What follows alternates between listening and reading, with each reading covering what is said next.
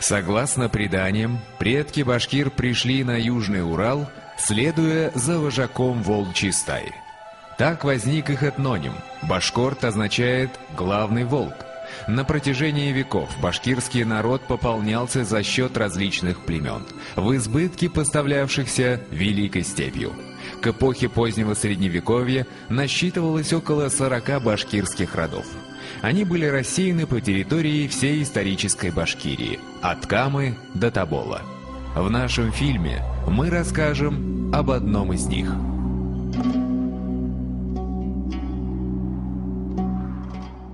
Западная часть Башкортостана несет на себе печать сложнейших этногенетических процессов, протекавших здесь, начиная с эпохи раннего Средневековья. Они внесли огромный вклад в формирование башкирского народа, поэтому западные башкиры имеют равноценный статус с восточными, как с точки зрения истории, так и с точки зрения этногенеза. Башкиры древнего рода кыргыз, чересполосно с другими башкирскими родами, проживают ныне в Краснокамском, Илишевском, Бакалинском, Шаранском, Туймазинском районах Республики Башкортостан. При слове «кыргыз» у большинства возникает ассоциация с современными кыргызами и Республикой Кыргызстан. Насколько обосновано такое сопоставление и какова история башкирских кыргызов? Обо всем этом вы узнаете из нашего фильма.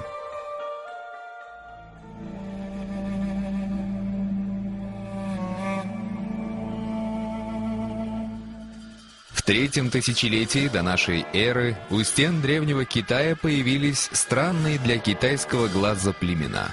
Они были рослыми блондинами с голубыми глазами. На протяжении многих столетий между жителями Поднебесной и рыжеволосыми дьяволами, как окрестила пришельцев легендарная традиция, шла ожесточенная война. Китайское упорство, хитрость и коварство взяли верх над доблестью и простодушием северных кочевников. Рыжеволосые дьяволы были оттеснены далеко на север, в Южную Сибирь.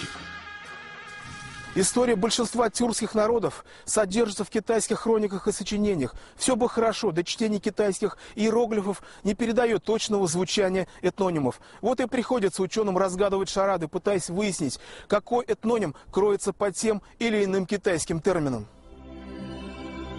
Этноним «кыргыз» графически выражался китайскими иероглифами, передававшими аббревиатуру «гяньгунь» или «хягас». Таким образом, гяньгуни и хягасы китайских источников соответствуют енисейским кыргызам. Впервые енисейских кыргызов упоминает отец китайской истории Сыма Тянь.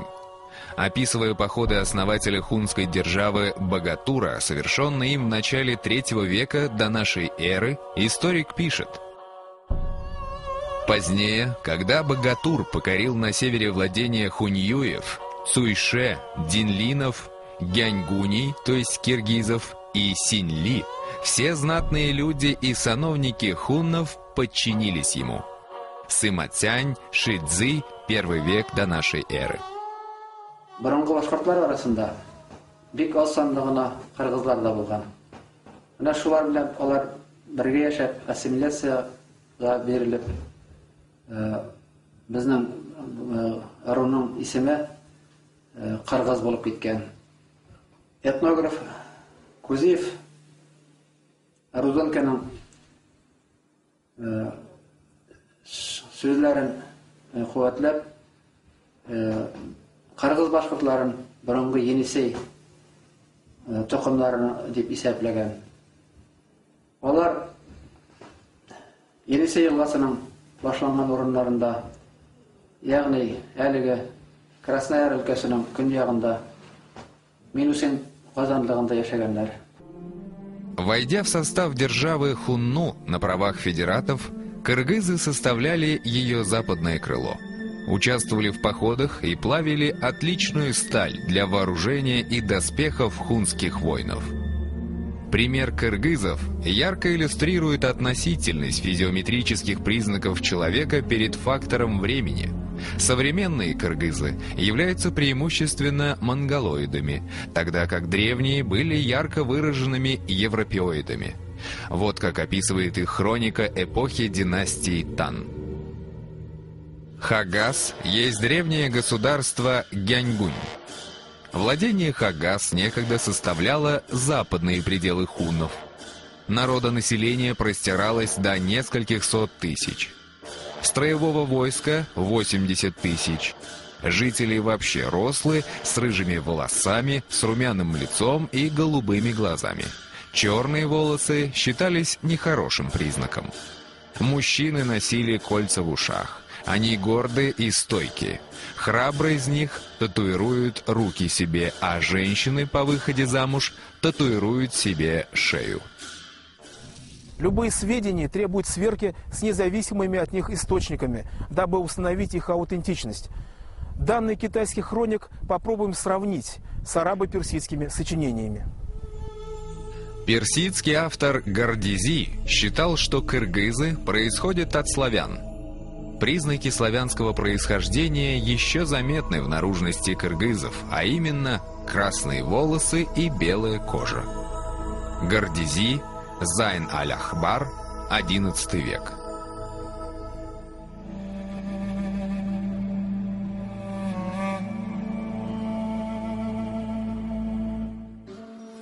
В VI веке на территории Евразии возникает тюркский каганат, просуществовавший до середины VIII века, в состав которого входили кыргызы и древние башкиры, представляющие собой в то время разные, хотя и родственные народы. Если о башкирах той поры имеется лишь отрывочное упоминание в хронике Суй-Шу, то о древних кыргызах сообщают десятки источников – китайских, тюркских, арабо-персидских и даже, собственно, кыргызских. Древние кыргызы не были бесписьменным народом, о чем свидетельствуют многочисленные надписи в честь героев в долинах Енисея и его притоков. Потомок барсов на земле людей. Я доблестью своей не насладился. Когда стрелял, то был героем я. Когда приобретал, был сильным я. Обычаи, заветы, чем я жил, пусть не исчезнут с гибелью моей. Печалься, мой народ, громя врагов. Я умер, о горе, но погиб в бою. Волк от волчат навеки отлетел.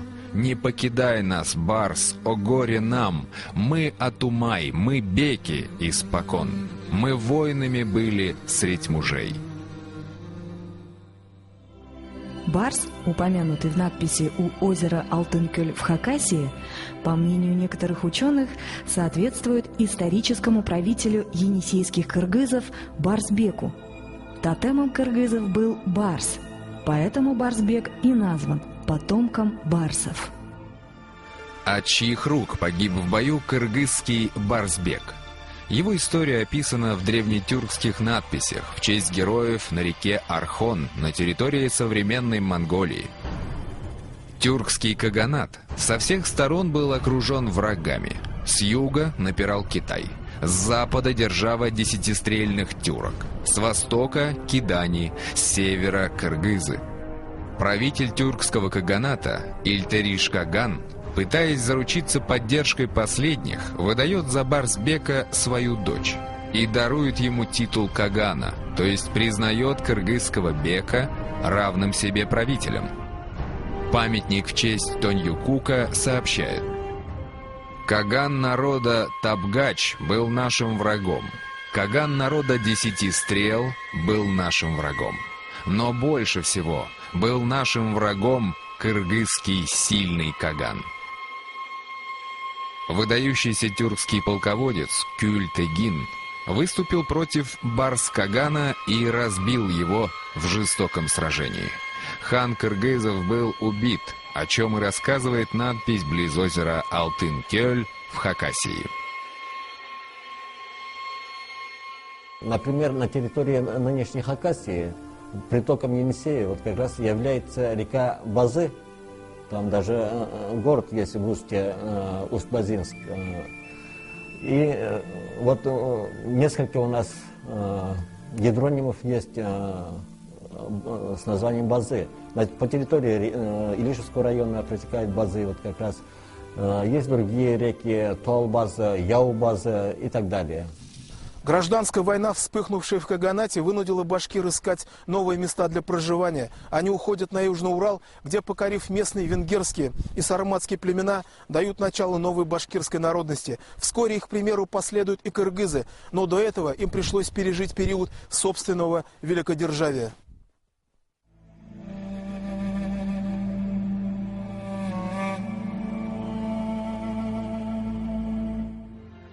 В середине VIII века на территории Центральной Азии возникает новое государство восточных тюрков – уйгурский каганат, который наряду с другими народами покорил и кыргызов. Однако владычество уйгуров было недолгим. Уже в начале следующего, IX века, кыргызы подняли восстание. И вот уже кыргызский каган пишет уйгурскому: «Твоя судьба закончилась. Я скоро возьму золотую твою орду, поставлю перед ней моего коня, водружу мое знамя. Если можешь со мной состязаться, приходи. Если не можешь, то скорее уходи».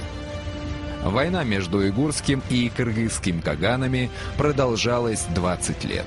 Наконец, в 840 году кыргызы внезапной атакой захватили столицу уйгурского каганата, город Каракорум, и разгромили остатки уйгурских войск. Начался период кыргызского великодержавия, эпоха кыргызского каганата. Период кыргызского великодержавия длился около 100 лет. В X веке монгольское племя Катай создает империю Ляо, и Катаи, предки современных башкир рода Катай, вытесняют кыргызов в родные для них долины Енисея, предгорья Саян и Алтая. Там кыргызы создают новое цветущее государство. На территории современных Тувы и Хакасии обнаружены развалины древних крепостей и городов. Одно из этих городищ, вероятно, когда-то было столицей кыргызского каганата, городом под названием Кемеджкет. Кыргызский город Кемеджкет упоминает персидское сочинение X века Худуд ал-Аллам. Кем – тюркское название Енисея. Кет или Кент – иранский термин, соответствующий русскому слову «город». Таким образом, название Кемеджкет переводится как «город на Енисее». Кыргызы вели комплексное хозяйство. В отличие от других тюркских народов, у них было развитое земледелие. Хроника Таншу сообщает, что они сеяли проса, пшеницу и гималайский ячмень. Они пользовались не только сохами, но и сложными плугами с чугунными отвалами. На реках строили мельницы, в Северной Хакасии обнаружены сети древних каналов, остатки значительных ирригационных сооружений, дамб и плотин. Простые люди жили в деревянных избах, покрытых древесной корой.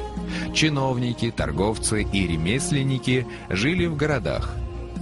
Знаменитый географ XII века Али-Дриси писал: «Все города кыргызов расположены на территории, пространство которой измеряется 3 днями пути. Их 4. Большие, окруженные стенами и фортификационными сооружениями и обитаемые трудолюбивыми, храбрыми и мужественными племенами».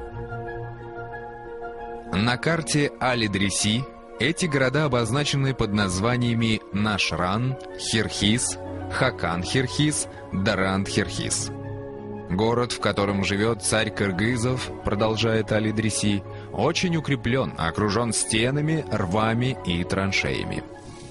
Держава кыргызов погибла в результате катастрофического нашествия монголов. Людские потери, утрата государственности привели к культурному регрессу. Города кыргызов пришли в запустение, была позабыта древняя руническая письменность, а остатки некогда многочисленного народа растворились среди сибирских племен. Однако потомки енисейских кыргызов сохранились в составе современных башкир.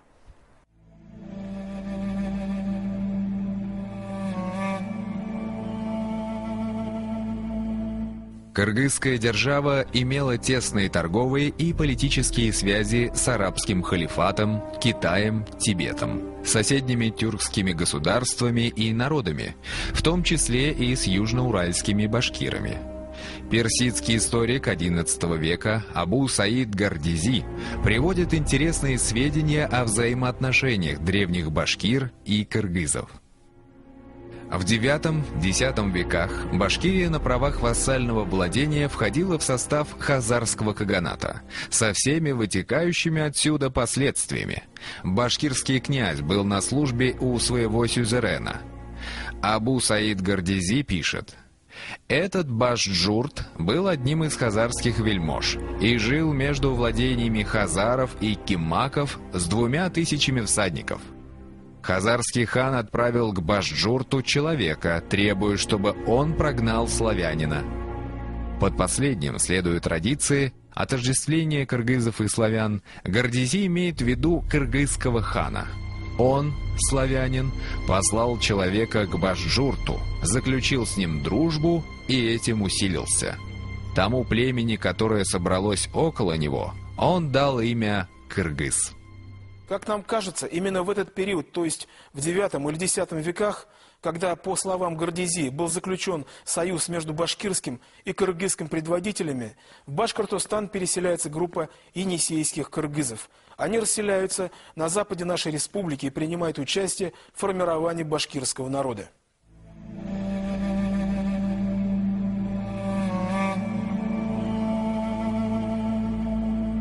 Илишевский район Башкортостана с точки зрения этнографии чрезвычайно интересен. Его населяют потомки в основном двух башкирских родов – Елан и Кыргыз. Башкирские киргизы являются потомками древних енисейских киргизов. Киргизы разделились на несколько ветвей. Вот одна часть ушла на нынешнюю современную Киргизию, другая часть в составе других тюркских племен ушла на запад, на территорию Южного Урала. В 1913 году в журнале «Шура» было опубликовано старинное шежере башкир-кыргызцев, где их родоначальников показан Карку-Тата, в других вариантах Кандыр или Калдар-бей. Его сын Ахмед-бей, его сын Мухаммед-бей, его сын Джана-бей, его сын Кушук-бей, который уже жил в деревне Старокиргизово Илишевского района. Его сыновья Акуш-бей и Кукуз-бей, сыновья последнего, Кылчан и Тануч-Кукузевы, получили жалованную грамоту от царя Михаила Федоровича.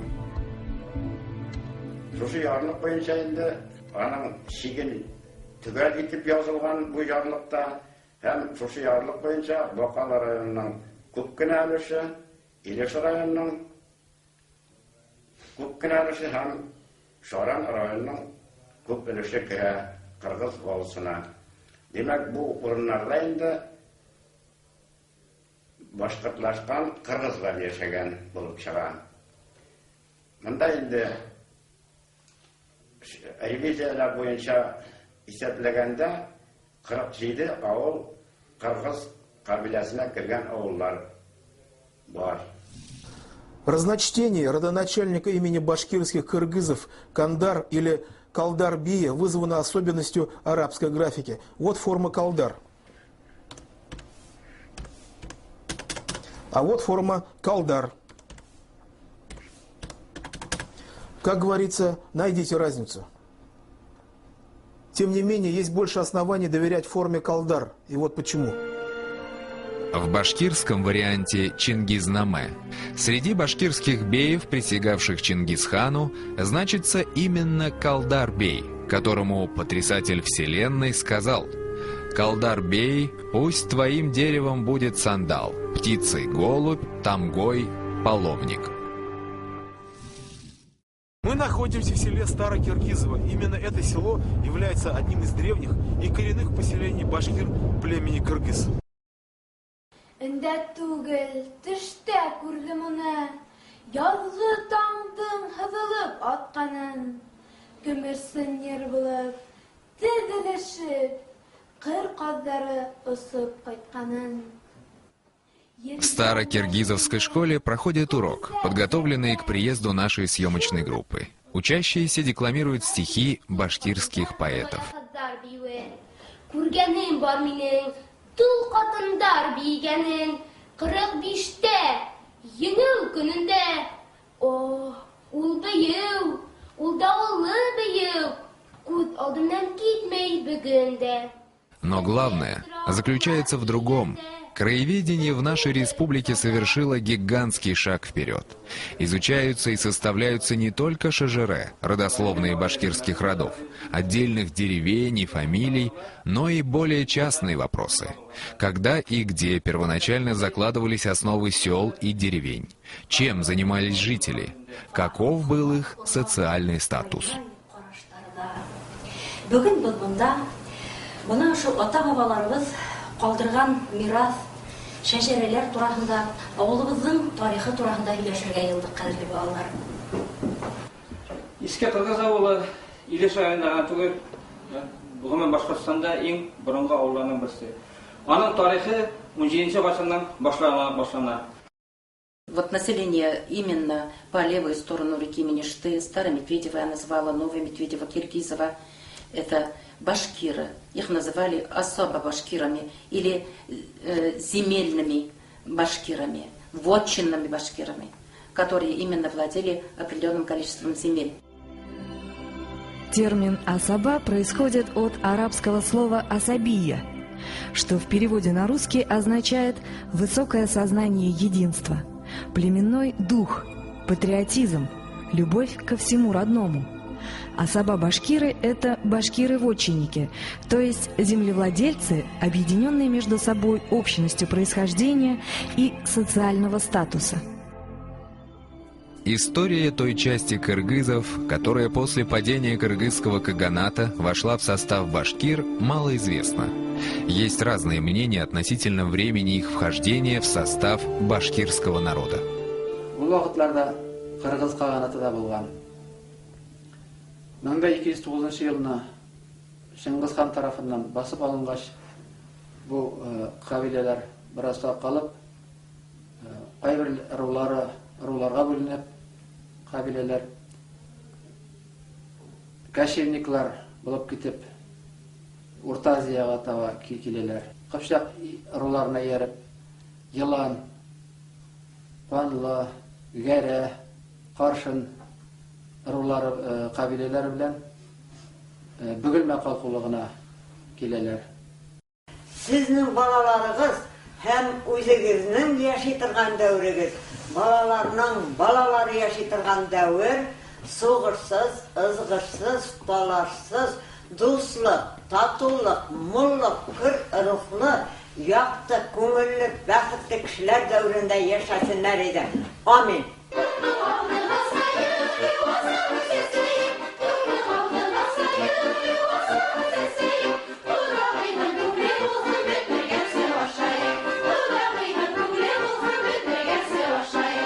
В селе Куктау Илишевского района проходит праздник Шежере-Байрам. Это не просто составление генеалогического древа, но и в первую очередь установление истины относительно собственной этнической принадлежности.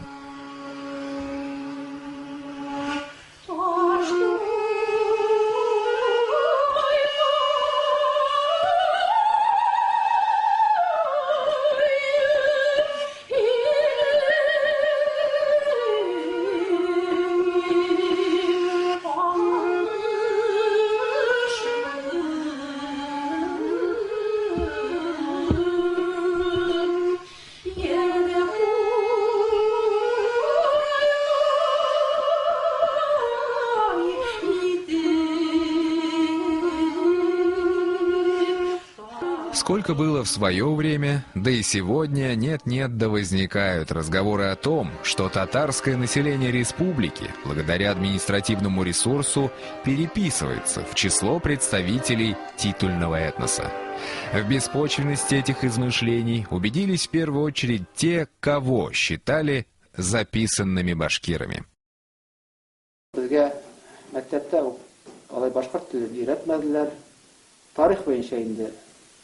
Biraz Brongo, Рим, Греция тарихларын үйрендік. Рус тарихын biraz үйрендік дегенде, өзіміздің шығышына, өзіміздің тарихына бізге мектепте оқытмадылар. Біздің телебез ул татар белән башкорт арасында кәкбе килеп чыга. Но соңгы елларга ул нык татарлашкан инде. Татарлар ягына ассимиляция көчле булган. Аның 9 буыны бар. Мин сезгә 7-сенә сөйлим. 7-сенең беренчесе Габдрахман. Габдрахманның улы Сөлейман. Сөлейманның улы Габделгазиз. Менә Габделгазиздан безнең фамилияда чыккан Газизов. Менә безнең тирәдә инде чын башкорт телендә дә сөйләшмиләр. Һәм чын татар телендә дә түгел ул. Галимнәргә фикер бар бит, галимнәрнең фикере көнбатыш башкортларының үзләренең диалектикасы бар дип. Безнең менә үзебезнең диалектика бар. Безгә башкача уку тимәде. Китаплар тоже бит инде татарча. Бу вопрос 20-нче елларда Башкириядә күтәрелгән булган, Башкортстанда, Уфада, республика күләмендә. Аны укытырга именно менә западный, северо-западный Башкирия айрым диалект итеп алып, айрым китаплар чыгарып, айрым укытучылар укытып, шул тәртиптә укытырга дип уйлаганнар, ләкин ул тормышка ашмый калган. К башкирскому роду кыргыз относятся следующие селения: Мушта, Уртаул и Ново-Татышево Краснокамского района. В Илишевском районе это Старокиргизово, Старо- и Ново-Медведево, Старо-Татышево, Илишево, Исанбаево, Иштиряково, Старо- и Ново-Куктау, Карабашево, Урметово, Тупеево, Шаметово и Ябалаково. В Бакалинском районе башкиры-кыргызцы живут в селениях Токтагулово, Старое Новокатаево, Старое Новокуручево, Куруч-Каран, Старокуяново, Устюмово. В Шаранском районе Кыргызской волости принадлежали села и деревни Нижнезаитово, Кугарчи-Буляк, Барсуково, Чекан-Тамак, Нижние Ташлы. В Туймазинском районе потомки башкир-кыргызцев населяют деревни Аблаево, Тукмак-Каран, Бятки. Безнең башкортлар, кыргыз башкортлары, алар шем башкортлар. Краснокамский районының бераз җирләрен иченә ала, Илеш районының, Бакалы районының, Шаран, Туймаз районының. Монда Башкортстан Республикасы буенча. Шуннан соң чыгып китә волос җирләре күрше Татарстан Республикасына. Анда Баулы районы, Әлмәт районы, Азнакай районнары һәм төньякта инде Актаныш районының җирләре бераз җире алып торган. Бөтенесе шушы районнар içinde 55ләп авыл безнең кыргыз ыры башкортлар авылы булып тора. С 3 века до нашей эры, когда племя кыргыз впервые появляется на страницах китайских хроник, до наших дней прошло более 2200 лет, в течение которых у кыргызов были взлеты и падения, периоды великодержавия, чужеземного ига, миграции в поисках новой родины, поочередно сменяли друг друга. На то она и история. Она хороша для тех, у кого она есть, смешна для тех, у кого ее нет, и бесполезна для тех, кто ее не помнит. История является для нас воспоминанием, о котором мы не только знаем, но и в котором корни нашей жизни. История – это основа, однажды заложенная, связь с которой мы сохраняем, если хотим не бесследно исчезнуть, а внести свой вклад в бытие человека, писал немецкий философ Карл Ясперс. Ныне восстановленная история башкир-кыргызов, как нам кажется, является именно той основой, которая позволит представителям этого древнего рода сохраниться на лике земли.